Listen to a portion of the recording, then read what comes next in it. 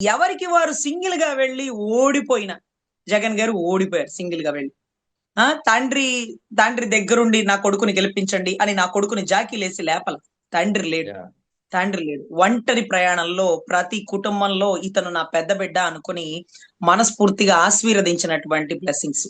వీటన్నిటికంటే మించి తల్లి ఎంత దూరంలో ఉన్నా సరే, తన కొడుకు ఒక స్థాయిలో ఉంటే మనస్ఫూర్తిగా సంతోషపడతది. ఈ మధ్య ఎన్నో ఈక్వేషన్స్ వచ్చినప్పటికీ వాళ్ళు ఒకవేళ పులివెందలకు సంబంధించినటువంటి ఆయన చనిపోయిన ఘాట్ దగ్గరికి వెళ్ళినా, ఏ పెళ్లి ఫంక్షన్ లోకి వెళ్ళినా, తల్లి దగ్గర తీసుకొని ముద్దు పెట్టకుండా మాత్రం ఆ బిడ్డను ఎప్పటికీ అవును. పంపించదు. అది తల్లి ప్రేమ, అది కొడుకుకి సంబంధించినటువంటి వాత్సల్యం. Whatever it may be.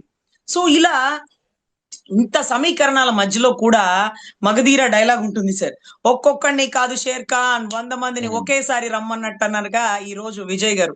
నీ స్టాలిన్ నీ బలం ఎంతైనా ఉండొచ్చు. నీ బలం ఎంతైనా ఉండొచ్చు. అవును. అవును.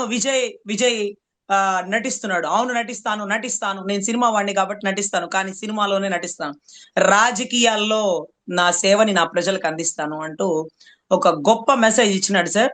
రైట్. ఈ టైంలో మనం అనుకున్నాము. ఈ టైంలో ప్రచారానికి వెళ్ళకుండా పవన్ కళ్యాణ్ గారు చాలా మంచి పని చేసినారు.